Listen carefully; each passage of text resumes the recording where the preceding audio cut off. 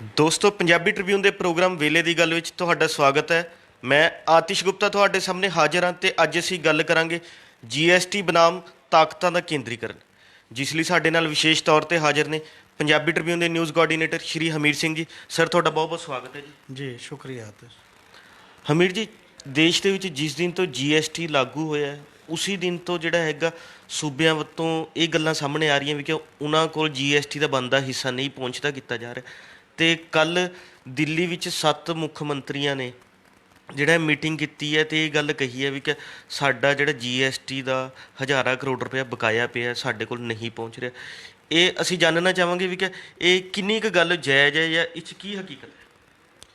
ਬਿਲਕੁਲ, ਜੀਐਸਟੀ ਨੂੰ ਜਿਹੜਾ ਇੱਕ ਦੇਸ਼ ਇੱਕ ਟੈਕਸ ਦੇ ਤੌਰ 'ਤੇ ਜਿਵੇਂ ਆਜ਼ਾਦੀ ਦੀ ਲੜਾਈ ਵਰਗਾ ਹੀ ਆਰਥਿਕ ਖੇਤਰ ਦਾ ਸੁਧਾਰ ਵਜੋਂ ਪੇਸ਼ ਕੀਤਾ। ਰਾਤ ਨੂੰ 12 ਵਜੇ ਪੂਰੀ ਪਾਰਲੀਮੈਂਟ ਛੱਡ ਕੇ ਅਤੇ ਪਾਰਲੀਮੈਂਟ ਦੇ ਵਿੱਚ ਪ੍ਰਧਾਨ ਮੰਤਰੀ ਦਾ ਭਾਸ਼ਣ ਹੁੰਦਾ ਹੈ ਅਤੇ ਉਹ ਇਹਨੂੰ ਇਸ ਤਰ੍ਹਾਂ ਪੇਸ਼ ਕਰਦੇ ਨੇ ਵੀ ਦੇਸ਼ ਦੇ ਇਤਿਹਾਸ 'ਚ ਇਹ ਜਿਵੇਂ 15 ਅਗਸਤ 1947 ਸੀ ਉਸੇ ਟਾਈਪ ਦਾ ਹੀ ਹੈ।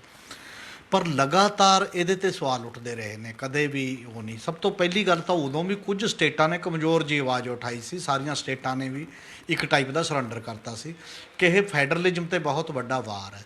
ਉਹਦਾ ਕਾਰਨ ਇਹ ਹੈ ਕਿ ਟੈਕਸ ਲਾਉਣ ਦਾ ਜਿਹੜਾ ਹੱਕ ਹੈ, ਜਿਹੜਾ ਪਹਿਲਾਂ ਸੂਬਾ ਸਰਕਾਰਾਂ ਨੂੰ ਵੈਟ ਦੇ ਰੂਪ 'ਚ ਸੀ ਜਾਂ ਬਾਕੀ ਟੈਕਸੇਸ਼ਨ ਦੇ ਵਿੱਚ ਸੀ, ਉਹ ਖਤਮ ਹੋ ਗਿਆ। ਅਤੇ ਪਰ ਉਸ ਸਮੇਂ ਕੇਂਦਰ ਸਰਕਾਰ ਨੇ ਇੱਕ ਵਾਅਦਾ ਕਰ ਲਿਆ ਵੀ ਜਿਹੜਾ ਤੁਹਾਡਾ ਰੈਵਨਿਊ ਘਟੇਗਾ ਅਗਲੇ 5 ਸਾਲਾਂ ਤੱਕ, ਹਰ ਸਾਲ 14% ਰੈਵਨਿਊ ਦੇ ਵਿੱਚ ਮਾਲੀਏ ਦੇ ਵਿੱਚ ਵਾਧਾ ਕਰਨ ਦੀ ਗੱਲ ਸੀ, ਉਹ ਕੇਂਦਰ ਸਰਕਾਰ ਦੇਵੇਗੀ ਅਤੇ ਇਹ ਵਾਅਦਾ ਆਪਸ ਦੇ ਵਿੱਚ ਹੋ ਗਿਆ। ਹੁਣ ਇਹ 1 ਜੁਲਾਈ 2017 ਤੋਂ ਜੀਐਸਟੀ ਲਾਗੂ ਹੈ ਦੇਸ਼ ਦੇ ਵਿੱਚ। ਉਦੋਂ ਤੋਂ ਹੀ ਸੂਬੇ ਇਹ ਮਹਿਸੂਸ ਲਗਾਤਾਰ ਕਰ ਰਹੇ ਨੇ ਕਿ ਸਾਨੂੰ ਤਾਂ ਟਾਈਮ 'ਤੇ ਪੈਸਾ ਹੀ ਨਹੀਂ ਮਿਲਦਾ, ਕੋਈ 3 ਮਹੀਨੇ ਲੇਟ, 6 ਮਹੀਨੇ ਲੇਟ ਕਦੇ ਹੋ। ਹੁਣ ਤਾਂ ਜਿਹੜੀ ਪਾਰਲੀਮੈਂਟਰੀ ਸਟੈਂਡਿੰਗ ਕਮੇਟੀ ਹੈ ਫਾਈਨਾਂਸ ਦੇ ਬਾਰੇ, ਉਹਦੇ ਕੋਲ ਗੌਰਮੈਂਟ ਆਫ ਇੰਡੀਆ ਦੇ ਫਾਈਨਾਂਸ ਡਿਪਾਰਟਮੈਂਟ ਨੇ ਇੱਥੋਂ ਤੱਕ ਕਹਿ ਦਿੱਤਾ ਹੈ ਕਿ ਸਾਡੇ ਕੋਲ ਤਾਂ ਪੈਸਾ ਦੇਣ ਨੂੰ ਹੈ ਹੀ ਨਹੀਂ, ਇਸ ਕਰਕੇ ਅਸੀਂ ਕੋਈ ਪਾਬੰਦ ਨਹੀਂ ਆ ਕਿ ਅੱਗੇ ਨੂੰ ਸੂਬਿਆਂ ਨੂੰ ਪੈਸਾ ਦਿੱਤਾ ਜਾਵੇ। ਤਾਂ ਇਹਦੇ ਤੋਂ ਸੂਬਿਆਂ ਨੂੰ ਹੋਰ ਜ਼ਿਆਦਾ ਡਰ ਹੋਣਾ ਸੁਭਾਵਿਕ ਹੈ ਅਤੇ ਇਸੇ ਲਈ ਜਿਹੜੀ ਕੱਲ੍ਹ ਮੀਟਿੰਗ ਸੱਦੀ ਸੀ ਕਾਂਗਰਸ ਪ੍ਰਧਾਨ ਸੋਨੀਆ ਗਾਂਧੀ ਨੇ, ਜਿਹਦੇ 7 ਚੀਫ ਮਿਨਿਸਟਰ ਮਤਲਬ ਵੈਬ ਦੇ ਜ਼ਰੀਏ ਜੁੜੇ, ਜਿਹਦੇ 'ਚੋਂ 3 ਕਾਂਗਰਸੀ ਸੀ ਅਤੇ ਬਾਕੀ ਮਮਤਾ ਬੈਨਰਜੀ ਸੀ, ਇਸੇ ਤਰ੍ਹਾਂ ਮਹਾਰਾਸ਼ਟਰ ਦਾ ਚੀਫ ਮਿਨਿਸਟਰ ਸੀ ਜਾਂ ਝਾਰਖੰਡ ਦਾ ਵੱਖ-ਵੱਖ ਟਾਈਪ ਦੇ ਚੀਫ ਮਿਨਿਸਟਰ ਸੀ। ਉਹਨਾਂ ਦੇ ਵਿੱਚ ਇਸ ਗੱਲ ਨੂੰ ਲੈ ਕੇ ਵੀ ਜੀਐਸਟੀ ਨੂੰ ਕਿ ਸਾਡਾ ਪੈਸਾ, ਕੋਈ ਪੰਜਾਬ ਕਹਿੰਦਾ 25,000 ਕਰੋੜ ਰੁਪਏ ਦਾ ਸਾਨੂੰ ਤਾਂ ਲਾਸ ਹੋਇਆ ਕਰੋਨਾ ਦੇ ਵਿੱਚ, ਕੋਈ 53,000 ਕਰੋੜ ਰੁਪਏ ਦਾ ਲਾਸ ਉਹ ਦੱਸ ਰਹੀ ਹੈ ਮਮਤਾ ਬੈਨਰਜੀ, ਅਲੱਗ-ਅਲੱਗ ਦੱਸ ਰਹੇ ਨੇ, ਹਰੇਕ ਨੇ ਕਿਹਾ। ਅਤੇ ਇਹਦੇ 'ਚ ਮਹਿਸੂਸ ਕੀਤਾ ਗਿਆ ਕਿ ਕੱਲਾ ਸੂਬਾ ਲੜਨ ਦੀ ਬਜਾਏ ਅਤੇ ਜੇ ਇਕੱਠੇ ਹੋ ਕੇ ਲੜਿਆ ਜਾਏ ਤਾਂ ਮਤਲਬ ਕੇਂਦਰ ਸਰਕਾਰ ਦੇ ਖਿਲਾਫ ਆਵਾਜ਼ ਉਠਾਈ ਜਾਏ ਕਿ ਸਾਡੇ ਹੱਕਾਂ ਦਾ ਜਿਹੜਾ ਸਵਾਲ ਹੈ। ਈਵਨ ਮਹਾਰਾਸ਼ਟਰ ਦੇ ਚੀਫ ਮਿਨਿਸਟਰ ਨੇ ਤਾਂ ਇੱਥੋਂ ਤੱਕ ਕਿਹਾ ਸਾਰਿਆਂ ਨੂੰ ਕਿ ਲੜਨਾ ਜਾਂ ਡਰਨਾ, ਇਹਦੇ 'ਚੋਂ ਫੈਸਲਾ ਕਰਨਾ ਪਏਗਾ। ਔਰ ਮਮਤਾ ਬੈਨਰਜੀ ਨੇ ਇੱਥੋਂ ਤੱਕ ਕਹਿ ਦਿੱਤਾ ਹੈ ਕਿ, ਔਰ ਜਿਹੜੀ ਕਿ ਹਕੀਕਤ ਵੀ ਕਈ ਵਾਰ ਉਵੇਂ ਨਜ਼ਰ ਦਿਖਾਈ ਦੇ ਰਹੀ ਹੈ ਕਿ ਕੇਂਦਰ ਸਰਕਾਰ ਆਪਣੀਆਂ ਏਜੰਸੀਆਂ ਦਾ ਨੂੰ ਵਰਤ ਕੇ, ਚਾਹੇ ਉਹ ਈਡੀ ਹੋਵੇ, ਉਹ ਸੀਬੀਆਈ ਹੋਵੇ, ਉਹ ਕੋਈ ਆਈਐਨਏ ਹੋਵੇ, ਜੋ ਵੀ ਐਨਆਈਏ ਹੋਵੇ, ਉਹ ਸਾਰੀਆਂ ਦੇ ਰਾਹੀਂ ਸਟੇਟ ਗੌਰਮੈਂਟਾਂ ਨੂੰ ਦੀ ਆਵਾਜ਼ ਨੂੰ, ਕੇਂਦਰ ਦੇ ਖਿਲਾਫ ਜੇਕਰ ਕੋਈ ਬੋਲਦਾ ਉਹਨੂੰ ਮਤਲਬ ਉਹਨੂੰ ਦੱਬਿਆ ਜਾ ਰਿਹਾ ਤਾਂ ਕਿ ਉਹ ਆਵਾਜ਼ ਉਸ ਲੈਵਲ 'ਤੇ ਨਾ ਉੱਠ ਸਕੇ ਕਿਸੇ ਵੀ ਰੂਪ ਦੇ ਵਿੱਚ। ਇਹ ਬਹੁਤ ਵੱਡਾ ਐਲੀਗੇਸ਼ਨ ਹੈ। ਕਿਸੇ ਸੂਬੇ ਦਾ ਚੁਣਿਆ ਹੋਇਆ ਮੁੱਖ ਮੰਤਰੀ ਮੁੱਖ ਮੰਤਰੀਆਂ ਦੀ ਮੀਟਿੰਗ 'ਚ ਇਹ ਦੋਸ਼ ਲਾਵੇ ਕਿ ਸਾਨੂੰ ਵੀ ਡਰਾਇਆ ਜਾ ਰਿਹਾ ਹੈ ਕੇਂਦਰ ਦੀ ਸਰਕਾਰ ਵੱਲੋਂ। ਬਾਕੀ ਤਾਂ ਚੱਲ ਹੀ ਰਿਹਾ, ਬਾਕੀ ਤਾਂ ਚਾਹੇ ਭੀਮਾ ਕਾਰੰਗਾ ਹੋਵੇ, ਚਾਹੇ ਦਿੱਲੀ ਦਾ ਦੰਗਿਆਂ ਦਾ ਸਵਾਲ ਹੋਵੇ, ਚਾਹੇ ਵੱਖਰੇ ਵਿਚਾਰਾਂ ਵਾਲੇ ਸਵਾਲ ਹੋਣ ਜਾਂ ਘੱਟ ਗਿਣਤੀਆਂ ਦੇ ਸਵਾਲ ਹੋਣ, ਉਹਨਾਂ ਨੂੰ ਫੜ ਜੇਲ੍ਹਾਂ 'ਚ ਟੰਗਣਾ, ਉਹ ਤਾਂ ਗੱਲ ਹੋ ਹੀ ਰਹੀ ਹੈ।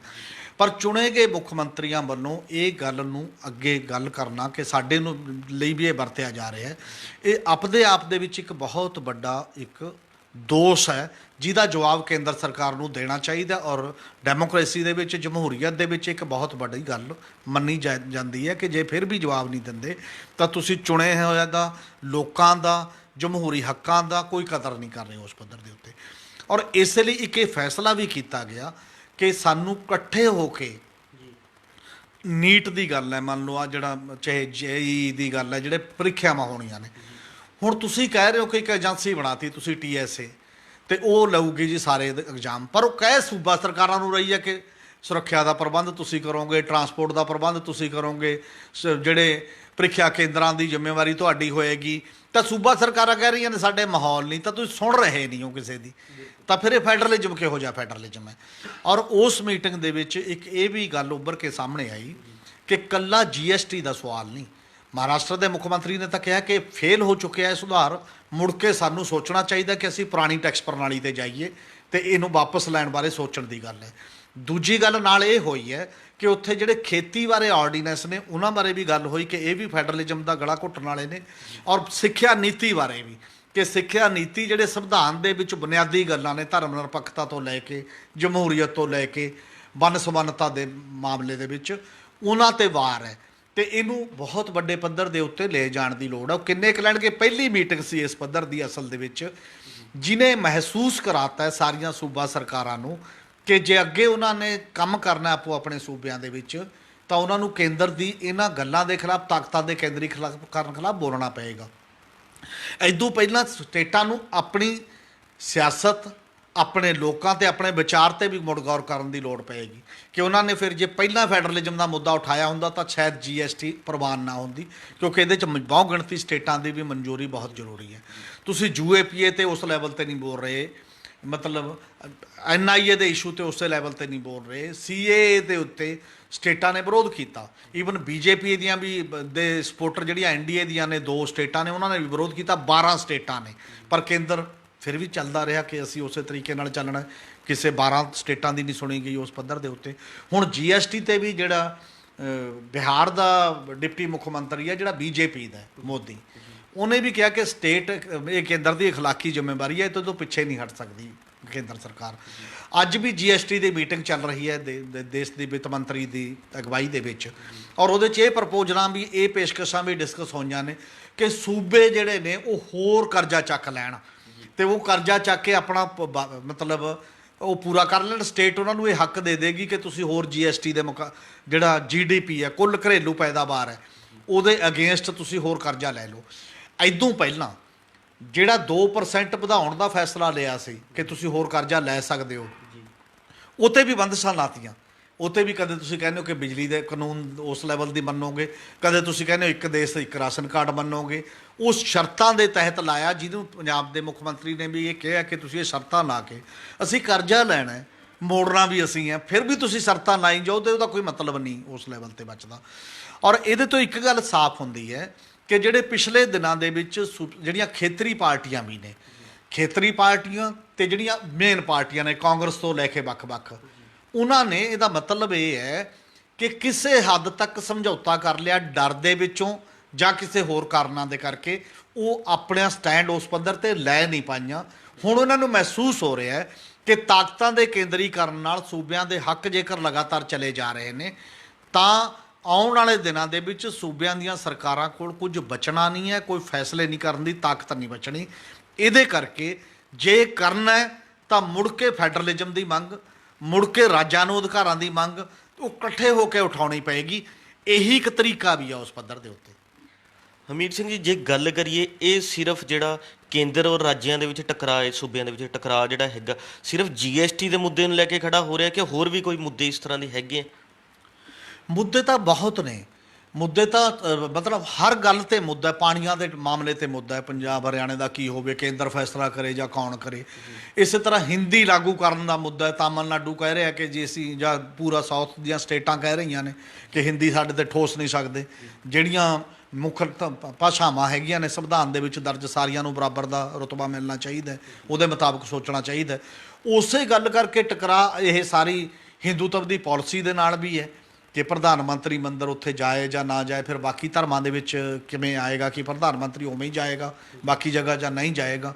ਔਰ ਇਹਦੇ ਉੱਤੇ ਵੀ ਇਹ ਟਕਰਾਅ ਕਿ ਰਾਜਾਂ ਦੇ ਜਿਹੜੇ ਹੱਕ ਸੀ, ਲਾ ਐਂਡ ਆਰਡਰ ਰਾਜਾਂ ਦਾ ਵਿਸ਼ਾ ਸੀ, ਤੁਸੀਂ UAPA ਤੇ NIA ਦੇ ਥਰੂ ਰਾਜਾਂ ਦਾ ਵਿਸ਼ਾ ਦੀ ਬਜਾਏ ਉਹਦੇ 'ਚ ਦਖਲ ਦਿੱਤਾ ਸਿੱਧੇ ਤੌਰ 'ਤੇ। ਖੇਤੀ ਦਾ ਮੁੱਦਾ ਜਿਹੜਾ ਸਟੇਟ ਸਬਜੈਕਟ ਸੀ, 3 ਆਰਡੀਨੈਂਸ ਲਾਗੂ ਕਰਕੇ ਤੁਸੀਂ ਰਾਜਾਂ ਦੇ ਅਧਿਕਾਰ ਖੋਹ ਲਏ। ਬਿਜਲੀ ਐਕਟ 2020 'ਚ ਜਿਹੜਾ ਦੇ ਮੁਤਾਬਕ ਸੋਧ ਹੋ ਰਹੀ ਹੈ, ਉਹਦੇ ਤਹਿਤ ਤੁਸੀਂ ਰਾਜਾਂ ਦਾ ਪਾਲਿਸੀ ਬਣਾਉਣ ਦਾ ਅਧਿਕਾਰ ਖੋਹ ਲਿਆ। ਕਿੰਨੇ ਹੀ ਮੁੱਦੇ ਨੇ ਵੱਖ-ਵੱਖ ਖੇਤਰਾਂ ਦੇ ਵਿੱਚ। ਵਾਤਾਵਰਨ ਦੇ ਸਵਾਲ ਦੇ ਉੱਤੇ ਵੀ ਜਿਹਦੇ 'ਤੇ ਅਧਿਕਾਰ ਮੰਗੇ ਗਏ ਨੇ ਤੇ ਹੁਣ ਉਹਦਾ ਸੋਧ ਹੋਣੀ ਆ ਅੱਗੇ ਅਗਲੇ ਪਾਰਲੀਮੈਂਟ ਦੇ ਸੈਸ਼ਨ ਦੇ ਵਿੱਚ।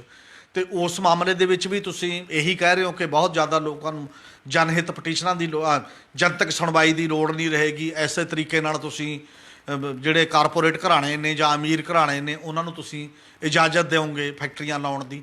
ਔਰ ਇਹ ਸਾਰੇ ਮੁੱਦੇ ਨੇ ਜਿਹੜੇ ਮੁੱਦਿਆਂ ਦੇ ਉੱਤੇ ਕੇਂਦਰ ਸਰਕਾਰ ਜ਼ਿੰਮੇਵਾਰੀ ਤਾਂ ਲੈਣਾ ਨਹੀਂ ਚਾਹੁੰਦਾ, ਹੱਕ ਸਾਰੇ ਲੈਣਾ ਚਾਹੁੰਦਾ ਤੇ ਉਹ ਕਹਿੰਦੇ ਕਰੋ ਕੇਂਦਰ ਤੁਸੀਂ। ਔਰ ਇਹਦੇ ਤੇ ਇਹ ਵੀ ਇੱਕ ਬਹੁਤ ਬੜੀ ਗੱਲ ਹੈ ਕਿ ਕੇਂਦਰ ਸਰਕਾਰ ਨੇ ਪਿਛਲੇ ਦਿਨਾਂ ਦੇ ਵਿੱਚ ਜਿਹੜਾ ਕਸਟਮ ਡਿਊਟੀ ਦੇ ਉੱਤੇ ਲਾਈ ਹੈ ਤੇਲ ਦੇ ਉੱਤੇ, ਪੈਟਰੋਲੀਅਮ ਔਰ ਡੀਜ਼ਲ ਤੇ, ਔਰ ਉਹ 13% ਡੀਜ਼ਲ ਤੇ 10% ਪੈਟਰੋਲ ਤੇ ਵੀ ਲਾਈ ਸੀ, ਉਹਦੇ ਨਾਲ 1,60,000 ਕਰੋੜ ਰੁਪਈਆ ਇੱਕ ਸਾਲ 'ਚ ਕੇਂਦਰ ਦੇ ਖਜ਼ਾਨੇ 'ਚ ਗਿਆ। ਇਹ GST ਤੋਂ ਬਾਹਰ ਹੈ। ਜੇ ਤੁਸੀਂ ਇੰਨੇ ਪੈਸੇ ਇਕੱਠੇ ਕਰ ਰਹੇ ਹੋ ਤੇ ਉਹਦੇ 'ਚ ਰਾਜਾਂ ਨੂੰ ਵੀ ਤਾਂ ਸ਼ੇਅਰ ਦਿਓ। ਹਾਲਾਂਕਿ ਰਾਜ ਸਰਕਾਰਾਂ ਵੀ ਮੋੜ ਕੇ ਫਿਰ ਕਰਦੀਆਂ ਕੀ ਨੇ, ਕੇਂਦਰ ਵੀ ਆਪਦਾ ਟੈਕਸ ਲਾ ਕੇ ਲੋਕਾਂ ਤੇ ਬੋਝ ਪਾ ਰਿਹਾ। ਹਿੰਦੁਸਤਾਨ ਦੇ ਵਿੱਚ ਪੈਟਰੋਲ ਤੇ ਡੀਜ਼ਲ ਤੇ ਦੁਨੀਆ ਦੇ ਸਭ ਤੋਂ ਜ਼ਿਆਦਾ ਟੈਕਸ ਹੈ। ਇਹ ਉਹ ਦੇਸ਼ ਬਣ ਗਿਆ ਜਿੱਥੇ ਤੁਸੀਂ ਦੁਨੀਆ ਦਾ ਸਭ ਤੋਂ ਜ਼ਿਆਦਾ ਟੈਕਸ ਵਸੂਲ ਰਹੇ ਹੋ। ਦੁਨੀਆ ਦਾ ਕੋਈ ਦੇਸ਼ ਇੰਨਾ ਨਹੀਂ ਵਸੂਲ ਰਿਹਾ। ਤੇ ਫਿਰ ਸੂਬਾ ਸਰਕਾਰਾਂ ਵੀ ਇਹੀ ਕਰਦੀਆਂ ਨੇ, ਉਹ ਆਪਣਾ ਵੈਟ ਵਧਾ ਦਿੰਦੀਆਂ ਨੇ ਡੀਜ਼ਲ ਦੇ ਉੱਤੇ, ਮਤਲਬ ਲੋਕਾਂ ਦਾ ਕੰਜ਼ੂਮਰ ਕੱਢ ਰਹੇ ਹੋ। ਦੂਜੇ ਪਾਸੇ ਇੱਕ ਬਹੁਤ ਬੜੀ ਗੱਲ ਤੁਸੀਂ ਦੇਖੋ ਕਿ ਜਿਹੜੇ RBI ਦੇ ਵਿੱਚ ਸਾਰੇ ਦੇ ਸਾਰੇ ਲੋਕ ਇਹ ਕਹਿ ਰਹੇ ਸੀ ਨੇ ਕਿ ਤੁਸੀਂ ਇਸ ਕਰੋਨਾ ਵਾਇਰਸ ਦੇ ਦੌਰ ਦੇ ਵਿੱਚ ਲੋਕਾਂ ਦੀਆਂ ਜੇਬਾਂ 'ਚ ਪੈਸਾ ਪਾਓ, ਮਜ਼ਦੂਰਾਂ ਕਿਸਾਨਾਂ ਦੀਆਂ ਜੇਬਾਂ 'ਚ ਪੈਸਾ ਪਾਓ, ਕਿਉਂਕਿ ਗਰੀਬ ਆਦਮੀ ਦੀ ਜੇਬ 'ਚ ਪੈਸਾ ਆਏਗਾ ਤੇ ਉਹ ਮਾਰਕੀਟ 'ਚ ਚਲਾ ਜਾਏਗਾ ਤੇ ਉਹਦੇ ਨਾਲ ਘੱਟੋ ਘੱਟ ਰੁਜ਼ਗਾਰ ਵੀ ਦੁਬਾਰਾ ਚੱਲੂਗਾ ਤੇ ਮਾਰਕੀਟ ਰੁੜ ਪਊਗੀ। ਤੇ ਇਹਨਾਂ ਨੇ ਕੀ ਕੀਤਾ, ਇਹਨਾਂ ਨੇ ਪੈਸਾ ਵਰਲਡ ਰਿਜ਼ਰਵ ਬੈਂਕ ਤੋਂ ਵੀ ਲੈ ਕੇ ਉਹ ਕਾਰਪੋਰੇਟ ਘਰਾਣਿਆਂ ਨੂੰ ਦਿੱਤਾ। ਕੱਲ੍ਹ ਹੀ ਸੁਪਰੀਮ ਕੋਰਟ ਦੇ ਵਿੱਚ ਜਿਹੜਾ ਇੱਕ ਆਇਆ ਕਿ ਤੁਸੀਂ ਵਿਆਜ ਤੇ ਵਿਆਜ ਕਿਉਂ ਲਾ ਰਹੇ ਹੋ, RBI ਦਾ ਢਾਲ ਲੈ ਕੇ ਗਵਰਨਮੈਂਟ ਆਫ ਇੰਡੀਆ ਬਚ ਨਹੀਂ ਸਕਦੀ। ਉਹਦੇ ਨਾਲ ਹੁਣ ਕੀ ਤੱਥ ਸਾਹਮਣੇ ਆਏ ਨੇ ਕਿ ਉਹ ਜਿਹੜਾ ਪੈਸਾ ਤੁਸੀਂ ਕਾਰਪੋਰੇਟ ਘਰਾਣਿਆਂ ਨੂੰ ਦਿੱਤਾ ਉਹ ਪੈਸਾ ਤਾਂ ਕਿਤੇ ਲੱਗਿਆ ਹੀ ਨਹੀਂ। ਉਹਨਾਂ ਨੇ ਆਪਣਾ ਕਰਜ਼ਾ ਉਤਾਰਨ ਦੇ ਲਈ ਉਹਨੂੰ ਯੂਜ਼ ਕਰ ਲਿਆ ਤੇ ਉਹ ਇਨਵੈਸਟ ਕਿਤੇ ਨਹੀਂ ਹੋਇਆ। ਜਦੋਂ ਇਹ ਸਾਰਾ ਕੁਝ ਨਹੀਂ ਹੋ ਰਿਹਾ ਤਾਂ ਦੇਸ਼ ਦੇ ਵਿੱਚ ਨੌਕਰੀਆਂ ਨਹੀਂ ਪੈਦਾ ਹੋ ਰਹੀਆਂ, ਦੇਸ਼ ਦੇ ਵਿੱਚ ਕੋਈ ਲੋਕਾਂ ਦੀ ਸੁਵਿਧਾ ਜਿਹੜੀ ਬਾਕੀ ਹੈ ਕਰੋਨਾ ਨਾਲ ਲੜਨ ਦੇ ਵਾਸਤੇ ਉਹ ਦਿਖਾਈ ਨਹੀਂ ਦਿੰਦੀ ਉਸ ਪੱਧਰ ਦੇ ਉੱਤੇ। ਤੁਸੀਂ ਇਕੱਲਾ ਲਾਕਡਾਊਨ ਤੇ ਕਰ ਰਹੇ ਹੋ। ਇਸ ਲਈ ਸੂਬਾ ਸਰਕਾਰਾਂ ਨੂੰ ਇਹ ਵੀ ਸੋਚਣਾ ਪਏਗਾ ਕਿ ਤੁਸੀਂ ਜਿਹੜੇ ਲਾਕਡਾਊਨ ਦੇ ਜ਼ਰੀਏ ਇੱਕ ਗੱਲ ਕਰਦੇ ਹੋ, ਲਾਕਡਾਊਨ ਦੁਨੀਆ ਦੇ ਵਿੱਚ ਕਿਤੇ ਕਿਸੇ ਨੇ ਨਹੀਂ ਕਿਹਾ ਕਿ ਲਾਕਡਾਊਨ ਪਹਿਲੇ ਵੀ 2 ਮਹੀਨੇ ਜਿਹੜਾ ਲਾਇਆ ਉਹ ਵੀ ਇਹ ਕਿਹਾ ਗਿਆ ਕਿ ਇਹ ਬਿਮਾਰੀ ਦਾ ਇਲਾਜ ਨਹੀਂ ਹੈ, ਇਹ ਉਹ 2 ਮਹੀਨੇ ਤੁਹਾਨੂੰ ਦਿੰਦਾ ਹੈ ਤਾਂ ਕਿ ਤੁਸੀਂ ਇਸ ਦੇ ਯੋਗ ਬਣ ਸਕੋ ਬਿਮਾਰੀ ਨਾਲ ਲੜਨ ਦੇ। ਯੋਗਤਾ ਲਈ ਤਾਂ ਤੁਹਾਡੇ ਕੋਲ ਕੁਛ ਹੈ ਨਹੀਂ, ਯੋਗਤਾ ਤੁਸੀਂ ਬਣੇ ਨਹੀਂ, ਲੋਕਾਂ ਨੂੰ ਕੁੱਟੀ ਜਾ ਰਹੇ ਹੋ ਉਸੇ ਮਾਮਲੇ ਦੇ ਵਿੱਚ। ਇਸ ਲਈ ਸੂਬਾ ਸਰਕਾਰਾਂ ਨੂੰ ਵੀ ਸੋਚਣ ਦਾ ਸਵਾਲ ਹੈ। ਔਰ ਦੂਜੀ ਜਗ੍ਹਾ ਕੇਂਦਰ ਸਰਕਾਰ ਨੂੰ ਵੀ ਮੁੜ ਸੋਚਣਾ ਪਏਗਾ ਕਿ ਸੂਬਾ ਸਰਕਾਰਾਂ ਦਾ ਗਲਾ ਘੁੱਟ ਕੇ ਜਾਂ ਲੋਕਾਂ ਤੇ ਹੋਰ ਜ਼ਿਆਦਾ ਆਮ ਲੋਕਾਂ ਤੇ ਜ਼ਿਆਦਾ ਟੈਕਸ ਲਾ ਕੇ ਕਾਰਪੋਰੇਟ ਘਰਾਣਿਆਂ ਨੂੰ ਸਭ ਕੁਝ ਦੇਣ ਦੇ ਜਿਹੜੇ ਆਰਡੀਨੈਂਸ ਕਰੋਨਾ ਦੇ ਦੌਰ 'ਚ ਤੁਸੀਂ ਕਰ ਰਹੇ ਹੋ, ਇਹਦੇ ਖਿਲਾਫ ਲੋਕਾਂ ਦੇ ਨਾਲ ਮਿਲ ਕੇ ਜੇ ਸੂਬਾ ਸਰਕਾਰਾਂ ਲੜਾਈ ਲੜਨਗੀਆਂ ਤਾਂ ਜਾ ਕੇ ਕੁਛ ਹੋਏਗਾ। ਪੰਜਾਬ ਸਰਕਾਰ ਦਾ ਵੀ ਇਹ ਟੈਸਟ ਹੈ, ਕੱਲ੍ਹ ਨੂੰ ਅਸੈਂਬਲੀ ਹੈ ਕਿ ਉਹ ਆਰਡੀਨੈਂਸਾਂ ਤੇ ਖੇਤੀ ਆਰਡੀਨੈਂਸਾਂ ਤੇ ਮਤਾ ਪਾਸ ਕਰਾਉਂਦੀ ਹੈ ਜਾਂ ਨਹੀਂ ਕਰਾਉਂਦੀ ਹੈ। ਕੇਵਲ ਲਿਪ ਸਰਵਿਸ ਜਿਹਨੂੰ ਕਹਿੰਦੇ ਆਪਾਂ ਕਿ ਕੇਵਲ ਜ਼ੁਬਾਨ ਹਿਲਾ ਦਿਓ ਕਿ ਸਾਡੇ ਨਾਲ ਧੱਕਾ ਹੋ ਰਿਹਾ ਹੈ ਜਾਂ ਇਹ ਠੀਕ ਨਹੀਂ ਹੈ, ਅਮਲ 'ਚ ਕੰਮ ਨਾ ਕਰੋ, ਪ੍ਰੈਕਟਿਸ 'ਚ ਕੰਮ ਨਾ ਕਰੋ, ਉਹ ਵੀ ਲੋਕਾਂ ਦੇ ਹਿੱਤ 'ਚ ਨਹੀਂ ਜਾਣਗੇ। ਔਰ ਇਹ ਚਿੰਤਾ ਸਾਰੀਆਂ ਸਰਕਾਰਾਂ ਦੀ ਮਿਲ ਕੇ ਜਿਹੜੀ ਹੈ ਇਹ ਬਹੁਤ ਵੱਡੀ ਚਿੰਤਾ ਹੈ, ਲੋਕਾਂ ਦੀ ਵੀ ਚਿੰਤਾ ਹੈ ਕਿ ਦੇਸ਼ ਤਾਕਤਾਂ ਦੇ ਕੇਂਦਰੀਕਰਨ ਵੱਲ ਜਾ ਰਿਹਾ ਹੈ। ਦੇਸ਼ ਨੂੰ ਮੁੜ ਕੇ ਫੈਡਰਲਿਜ਼ਮ ਦੀ ਲੜਾਈ ਲੜਨੀ ਪਏਗੀ ਔਰ ਫੈਡਰਲਿਜ਼ਮ ਦੇ ਨਾਲ ਨਾਲ ਲੋਕਾਂ ਦੀ ਇੰਪਾਵਰਮੈਂਟ ਆਫ ਪੀਪਲ ਦੀ ਲੜਾਈ ਲੜਨੀ ਪਏਗੀ। ਜਿਹੜਾ ਸੂਬਿਆਂ ਤੋਂ ਜ਼ਿਲ੍ਹਿਆਂ ਨੂੰ ਅੱਗੇ ਹੋਰ ਛੋਟੇ ਪੰਚਾਇਤਾਂ ਨੂੰ, ਗ੍ਰਾਮ ਸਭਾਵਾਂ ਨੂੰ, ਵਾਰਡ ਸਭਾਵਾਂ ਨੂੰ ਵੀ ਅਧਿਕਾਰ ਦੇਵੇ, ਉਹ ਇਹ ਇੱਕ ਡਾਇਰੈਕਸ਼ਨ ਹੈ ਜਿਹੜੀ ਦੇਸ਼ ਦੇ ਵਿੱਚ ਜਾਂ ਲੋਕਾਂ ਦੇ ਹਿੱਤ ਦੇ ਵਿੱਚ ਜਾ ਸਕਦੀ ਹੈ। ਇੱਕ ਹਮੀਰ ਸਿੰਘ ਜੀ ਇਹ ਵੀ ਗੱਲ ਹੈਗੀ ਹੈ ਵੀ ਕਿ ਕੇਂਦਰ ਜਿਹੜਾ ਹੈਗਾ ਸੂਬੇ ਦੇ ਅਧਿਕਾਰਾਂ ਨੂੰ ਖਤਮ ਕਰਦੇ ਹੋਏ ਸਾਰੇ ਸੂਬੇ ਦੇ ਅਧਿਕਾਰਾਂ ਦਾ ਜਿਹੜਾ ਹੈਗਾ ਕੇਂਦਰੀਕਰਨ ਕਰੀ ਜਾ ਰਿਹਾ। ਦੂਜੇ ਪਾਸੇ ਜੇ ਪੈਸੇ ਦੇਣ ਦੀ ਗੱਲ ਹੈ, ਚਾਹੇ GST ਦੇ ਹੈ, ਚਾਹੇ ਹੋਰ ਸੂਬੇ ਨੂੰ ਉਹਨਾਂ ਦੇ ਵਿਕਾਸ ਲਈ ਜਿਹੜਾ ਹੈਗਾ ਉਹਨਾਂ ਤਰੱਕੀ ਲਈ ਜਿਹੜਾ ਪੈਸੇ ਦੇਣ ਲੱਗੇ ਕਹਿੰਦੇ ਕਿ ਸਾਡੇ ਕੋਲ ਪੈਸੇ ਨਹੀਂ ਹੈ। ਕੀ ਤੁਹਾਨੂੰ ਲੱਗਦਾ ਵੀ ਕਿ ਇਸ ਤਰ੍ਹਾਂ ਦੇਸ਼ ਦਾ ਵਿਕਾਸ ਹੋ ਸਕਦਾ ਹੈ? ਨਹੀਂ, ਇਹ ਕਦੇ ਸੰਭਵ ਹੀ ਨਹੀਂ ਹੁੰਦਾ। ਤੁਸੀਂ ਤਾਕਤ ਆਪਣੇ ਕੋਲ ਲਓ ਤੇ ਜ਼ਿੰਮੇਵਾਰੀ ਸੁੱਟ ਦਿਓ ਦੂਜਿਆਂ ਤੇ। ਇਹ ਵੈਸੇ ਹੀ ਇਖਲਾਕੀ ਤੌਰ ਤੇ ਵੀ ਠੀਕ ਨਹੀਂ ਹੈ, ਕਿਸੇ ਵੀ ਰੂਪ ਦੇ ਵਿੱਚ ਕੋਈ ਦਿਆਨਤਦਾਰੀ ਨਹੀਂ ਹੈ। ਤੁਸੀਂ ਆਤਮ ਨਿਰਭਰ ਦਾ ਇੱਕ ਸਲੋਗਨ ਦਿੱਤਾ। ਆਤਮ ਨਿਰਭਰ ਦਾ ਮਤਲਬ ਹੈ ਕਿ ਹੁਣ ਤੁਸੀਂ ਆਪਣਾ ਜੋ ਵੀ ਚਲਾਉਣਾ ਆਪਣੇ ਤਰੀਕੇ ਦੇ ਨਾਲ ਕਰੋ। ਬਲਕਿ ਸੰਕਟ ਦੇ ਸਮੇਂ ਦੇ ਵਿੱਚ ਸਾਰੀ ਦੁਨੀਆ ਦੀਆਂ ਸਰਕਾਰਾਂ ਨੇ ਜਿਹੜੀਆਂ ਫੈਡਰਲ ਗਵਰਨਮੈਂਟ ਆ, ਉਹਨਾਂ ਨੂੰ ਕੇਂਦਰ ਸਰਕਾਰਾਂ ਜੇ ਕਹੋ, ਉਹਨਾਂ ਨੇ ਬਾਂਹ ਫੜੀ ਆ ਲੋਕਾਂ ਦੀ, ਲੋਕਾਂ ਨੂੰ ਵੀ ਪੈਸੇ ਦਿੱਤੇ ਨੇ ਤੇ ਬਾਕੀ। ਔਰ ਕੇਂਦਰ ਸਰਕਾਰ ਚਾਹੇ ਉਹ ਕਰਜ਼ਾ ਲੈ ਕੇ ਦੇਵੇ, ਜਿਵੇਂ ਮਰਜ਼ੀ ਲੈ, ਆਪਣੀ ਜ਼ਿੰਮੇਵਾਰੀ ਤੋਂ ਭੱਜ ਨਹੀਂ ਸਕਦੀ। ਤੇ ਬਲਕਿ ਇਦੋਂ ਉਲਟ ਹੋਣਾ ਚਾਹੀਦਾ। ਫਿਰ ਸੂਬੇ ਸਰਕਾਰਾਂ ਦੀ ਇਹ ਜ਼ਿੰਮੇਵਾਰੀ ਹੁੰਦੀ, ਜੇ ਅਧਿਕਾਰ ਤੁਸੀਂ ਵਿਕੇਂਦਰਿਤ ਕਰਦੇ, ਤੁਸੀਂ ਸੂਬਿਆਂ ਨੂੰ ਹੋਰ ਜ਼ਿਆਦਾ ਅਧਿਕਾਰ ਦਿੰਦੇ, ਉਹਨਾਂ ਨੂੰ ਪੈਸੇ ਮਾਲੀਆ ਇਕੱਠਾ ਕਰਨ ਦਾ ਵੀ, ਟੈਕਸ ਲਾਉਣ ਦਾ ਵੀ ਸਭ ਅਧਿਕਾਰ ਉਹਨਾਂ ਕੋਲ ਰਹਿੰਦੇ, ਜਾਂ ਹੋਰ ਜ਼ਿਆਦਾ ਦੇ ਦਿੰਦੇ, ਤਾਂ ਉਸ ਤੋਂ ਬਾਅਦ ਠੀਕ ਹੈ ਉਹਨਾਂ ਦੀ ਜ਼ਿੰਮੇਵਾਰੀ ਉਨੀ ਜ਼ਿਆਦਾ ਬਣਨੀ ਸੀ। ਜੇ ਸਹੀ ਅਰਥਾਂ 'ਚ ਫੈਡਰਲਿਜ਼ਮ ਆਵੇ, ਕੇਵਲ ਜਿਹੜਾ ਪਹਿਲਾਂ ਅਨੰਦਪੁਰ ਸਾਹਿਬ ਦਾ ਮਤਾ ਸੀ, ਜਾਂ ਜਿਹੜਾ 50 ਤੇ 52 ਸਮਝੌਤੇ ਜੰਮੂ ਕਸ਼ਮੀਰ ਨਾਲ ਕੀਤੇ ਸੀ, ਅਸੀਂ ਤਾਂ ਉਹ ਜੰਮੂ ਕਸ਼ਮੀਰ ਦੇ ਵੀ ਗਲ 'ਚ ਅੰਗੂਠਾ ਦੇਤਾ, ਤੇ ਅਸੀਂ ਅਨੰਦਪੁਰ ਸਾਹਿਬ ਦਾ ਰੈਜੂਲੇਸ਼ਨ ਦਾ ਮਤਲਬ ਇਹ ਕੋਈ ਨਹੀਂ। ਜੇ ਉਸ ਪੱਧਰ ਤੇ ਸੂਬਿਆਂ ਨੂੰ ਅਧਿਕਾਰ ਦੇ ਦਿੱਤੇ ਜਾਣ ਫੈਡਰਲ, ਫਿਰ ਠੀਕ ਹੈ, ਕੇਂਦਰ ਮੁਕਤ ਹੋ ਜਾਏਗਾ ਤੇ ਬਾਕੀ ਦੇ ਸੂਬੇ ਆਪਣਾ ਕੰਮ ਕਰਨਗੇ, ਤੇ ਕੇਂਦਰ ਨੂੰ ਇਕੱਲਾ ਵਿਦੇਸ਼ ਮਾਮਲੇ ਰਹਿ ਜਾਣਗੇ, ਡਿਫੈਂਸ ਰਹਿ ਜਾਏਗਾ, ਬਾਕੀ ਵੱਡੇ ਕਰੰਸੀ ਦੇ ਮਾਮਲੇ ਉਹਦੇ ਕੋਲ ਰਹਿ ਜਾਣਗੇ, ਬਾਕੀ ਦੀ ਜ਼ਿੰਮੇਵਾਰੀ ਸੂਬਿਆਂ ਦੀ ਹੋਏਗੀ।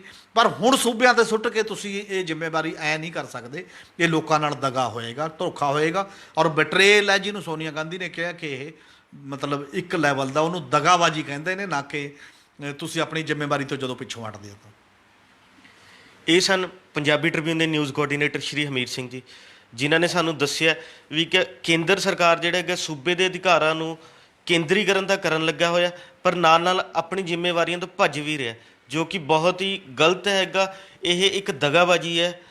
ਕੇਂਦਰ ਨੂੰ ਜਿਹੜਾ ਹੈਗਾ ਉਹਦੇ ਕੋਲ ਹੋਰ ਦੇਸ਼ ਦੇ ਵਿਕਾਸ ਨੂੰ ਲੈ ਕੇ ਕਰਨ ਯੋਗ ਬਹੁਤ ਕੰਮ ਹੈ, ਬਹੁਤ ਮਾਮਲੇ ਹੈ, ਉਹ ਉਹਨਾਂ ਵੱਲ ਧਿਆਨ ਦੇਵੇ। ਅਜਿਹੇ ਸੂਬੇ ਦੇ ਅਧਿਕਾਰਾਂ ਨੂੰ ਜਿਹੜਾ ਹੈਗਾ ਖਤਮ ਕਰਨ ਵੱਲ ਆਪਣਾ ਸਮਾਂ ਨਾ ਗਵਾਵੇ। ਕੱਲ੍ਹ ਨੂੰ ਇਸੇ ਸਮੇਂ ਫਿਰ ਮਿਲਾਂਗੇ ਪ੍ਰੋਗਰਾਮ ਵੇਲੇ ਦੀ ਗੱਲ ਵਿੱਚ। ਧੰਨਵਾਦ।